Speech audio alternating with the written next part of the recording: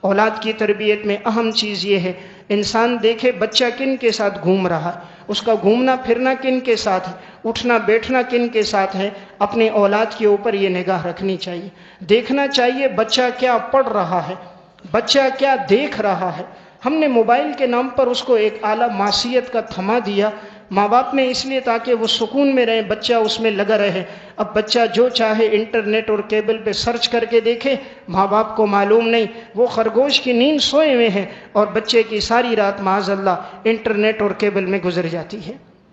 ہم نے خود یہ معصیت کا آلہ اس کو دیا تفریح کے نام پر۔ ہم کہتے ہیں یہ بچہ گیم دیکھ رہا ہے، بھلا کیا حرج ہے؟ بچے کی کتنی صلاحیتیں مسدود ہو گئیں، آنکھوں کی بینائی کمزور ہو جاتی ہے، بچہ بزدل ہو جاتا ہے، بچہ اس میں لگ کر وہاں نیم برہنہ لباس دیکھتا ہے جو انہوں نے پہنا ہوا ہے، تو اس کے ذہن میں آتا ہے لباس تو یوں ہی مختصر ہوتا ہے، جو سینے پر ہو شرمگاہ کو چھپائے۔ میری ماں بہن بیٹی اتنا لباس کیوں پہن رہے، ہمارے گھروں میں اتنا لباس کیوں؟ وہ پھر لباس کو مختصر سمجھنا شروع کرتے ہیں۔ انہیں معلوم ہوتا ہے یہ ٹارزن سب کچھ کرنے والا ہے، یہ نفع نقصان اس کے ہاتھ میں، اللہ کچھ نہیں کرنے والا۔ ان کے سامنے مسجد سے نکل رہے ہیں، اسے گولیاں مارتے دکھاتے ہیں کہ یہ تو دہشت گردی کا اڈا ہے، کتاب کو پھینکتے نظر آتے ہیں معاذ اللہ، جس کی شبیہ قرآن جیسی ہوتی ہے۔ تو بچہ یہ ساری چیزیں وہاں سے سیکھ رہا ہوتا ہے۔ اب دیکھو آج گلی کونوں میں ایک دوسروں کو مار کے اوپر چڑھے ہیں، مار رہے ہیں۔ کہاں سے سیکھا انہوں نے یہ مارنا، یہ مکے مارنا؟ یہ انہوں نے گیم سے سیکھا۔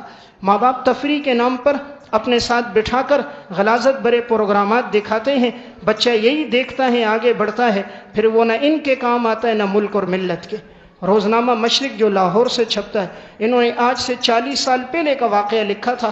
ایک باپ نے اپنے گھر میں VCR لایا تھا اور اس میں ایک فلم تھی، اپنے بیٹے کو ساتھ بٹھا کر دکھایا۔ 13 سال بیٹے کی عمر تھی، بیٹے نے دیکھا تو اس کے اندر جو اداکارہ تھی اس کی محبت اس کے دل میں آ گئی۔ اب وہ سینما میں جاتا، اس کی وہ فلم دیکھتا رہتا، گھر سے جو خرچہ ملتا اسکول نہ جاتا، اس کی فلم دیکھتا۔ اس طرح ماں باپ نے تنگ آ کر اس کو گھر سے نکالا تو اس نے بلیڈ لے کر اپنے ہاتھوں کو کاٹ کر اس محبوبہ کے نام اس میں لکھے ہوئے تھے، تو ایک نشے کے اندر وہ لگ گیا اور ایک فٹ پاتھ پہ لیٹا ہوا تھا نشے میں۔ روزنامہ مشرق کا کوئی صحافی گزرا، اس نے دیکھا، پھر اس نے جب اس کو بلایا، کہانی پوچھی تو تب پتہ چلا یہ ماں باپ نے پہلی فلم اس کو اپنے ساتھ بٹھا کر دکھائی تھی۔ پھر نوبت یہاں تک آئی کہ انہوں نے بیٹے کو عاق کر دیا۔ اب عاق کرنے کا کیا فائدہ جب تو نے بچپن میں خود اس کی تربیت نہ کی؟ ماں باپ یہ کہتے ہیں بچہ خود ٹھیک ہو جائے گا، جب تو نے دیوار نیچے سے ٹیڑھی رکھی یہ خود کیسے سیدھی ہوگی؟ جب پہلی اینٹ ٹیڑھی رکھی گئی یہ سیدھی نہیں ہوگی جب تک اسے ابتدا سے سیدھا نہیں کیا گیا۔ جب تک ابتدا سے بچپن میں تربیت نہ کی گئی یہ بچے ٹھیک نہیں ہوں گے۔ تو بہرحال اولاد بڑی نعمت ہے، ہم میں سے ہر ایک آدمی اس کا بڑا اہتمام کرے، اولاد کی ایسی تربیت کرے وہ آنکھوں کی ٹھنڈک بنے۔ ایسی تربیت میں ایک واقعہ سنا کے بات ختم کرتا ہوں۔ سعودیہ عرب میں ایک اخبار چھپتا ہے الریاض، یہ ریاض شہر سے ہی چھپتا ہے، اسی نام پر یہ اخبار ہے، عربی زبان میں چھپتا ہے۔ اس میں انہوں نے ایک واقعہ لکھا جو آج سے چند سال قبل پیش آیا۔ سعودیہ کی تاریخ کا یہ انوکھا ایک واقعہ تھا۔ واقعہ کس بارے میں تھا؟ واقعہ یہ تھا کہ دو بیٹے تھے اور ان کی والدہ ہے، والدہ نہایت بوڑھی ہو چکی ہیں، بڑا بیٹا وہ بھی نہایت بوڑھا ہو چکا ہے، سفید ریش ہے، چھوٹا بیٹا قدرے جوان ہے۔ مقدمہ عدالت میں گیا تھا، مقدمہ یہ تھا کہ دونوں بیٹوں میں ہر ایک یہ کہتا تھا ماں کی تربیت اور ماں کی نشو و نما اور ماں کا خیال رکھنا یہ میری ذمہ داری ہے، میں کروں گا۔ ہر بیٹا کہتا تھا والدہ کی خدمت میں کروں گا، بڑا بیٹا کہتا نہیں والدہ کی خدمت میں کروں گا۔ جب وہاں کے ہائی کورٹ میں مقدمہ گیا، جج کہتا ہے میں پریشان ہوا، تاریخ میں عجیب بات ہے، مقدمہ اس پر آیا ہے صرف اس بات پر کہ ہم نے خدمت کرنی ہے، حالانکہ ماں کے پاس دولت نہیں ہے، صرف ایک انگوٹھی تھی۔ چلو کبھی تو خدمت اولاد لالچ میں کرتی ہے، باپ مرے گا جائیداد میرے نام پہ کر دے گا، اس ماں کے پاس تو صرف ایک انگوٹھی تھی۔ اس جج نے ان دونوں بیٹوں کو بلایا، اس بوڑھی اماں کو بلایا جو ویل چیئر پہ تھی، بڑی مشکل سے اس کا وزن 30 کلو بھی نہیں تھا، بیماریوں کے اندر تھی، بہت بوڑھی تھی۔ اس نے پوچھا اماں جی سے، اماں جی یہ دونوں تمہارے کیا لگتے ہیں؟ کہا یہ دونوں میرے بیٹے۔ کہا اب تک تمہاری خدمت کس نے کی؟ کہا یہ بڑا بھی کرتا رہا، یہ چھوٹا بھی کرتا رہا۔ کہا اب بتاؤ تم کس کے پاس رہنا چاہتی ہے؟ وہ بڑے بیٹے کو دیکھتی وہ رو رہا ہے، سفید داڑھی ہے، آنکھوں سے آنسو بہ رہے ہیں، داڑھی پر ہیں۔ کہا اماں جی میں تمہاری خدمت کرتا رہوں۔ چھوٹے کو دیکھتی وہ کہتا نہیں اماں جی میرے پاس رہو گی، میں تمہاری خدمت کروں۔ اس طرف پوتوں کو دیکھتی وہ ماں کے دادی کے پاؤں میں پڑے، اماں جی ہمارے ساتھ آنا ہے۔ اس طرف دیکھتی اس کے بیٹے آئے، اماں جی ہمارے ساتھ رہنا ہے۔ جج کہتا ہے میں پریشان کس کے حق میں فیصلہ دوں؟ میں نے اس اماں سے کہا تم کس کے ساتھ رہنا چاہتی ہو؟ وہ ایک طرف دیکھتی پھر روتی، دوسری طرف دیکھتی پھر روتی۔ میں نے اس سے کہا کہ میں نے آج تک نہیں دیکھا اولاد کی محبت والدین سے ایسی ہو، تم نے واقعی تربیت کا حق ادا کیا کہ تم نے ان کے دلوں میں کیسی دین کی محبت ڈالی، کیسے والدین کا ادب اور احترام ڈالا، یہ بڑھاپے میں پہنچ کر تمہاری خدمت کے لیے یوں بےتاب ہیں، تو تم نے واقعی ان کا حق ادا کیا ہے۔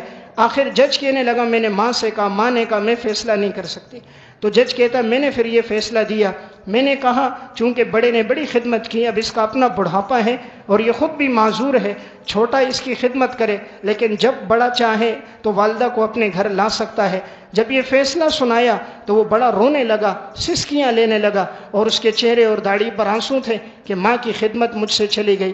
میں عرض کر رہا تھا جب تربیت یوں کی جاتی ہیں تو پھر وہ والدین کے لیے جان دیتے ہیں، تربیت نہیں ہوتی تو وہ پھر رات کو والد کھانسے تو کہتے ہیں نیند خراب ہو گئی، پھر وہ کہتے ہیں والد کو اولڈ ہوم لے کر جاؤ جو بوڑھوں کی جگہ ہے، پھر وہ کہتے ہیں معاذ اللہ مولوی صاحب کوئی تعویذ دو اللہ ہمارے والد پہ رحم کرے۔ آج سے 4 سال قبل میں جہاں جمعہ پہلے پڑھاتا تھا وہاں جمعے کے بعد ایک ملا، کہنے لگا مفتی صاحب کوئی تعویذ دو اللہ میرے والد پہ رحم کرے، مطلب تھا اللہ میرے والد کو موت دے۔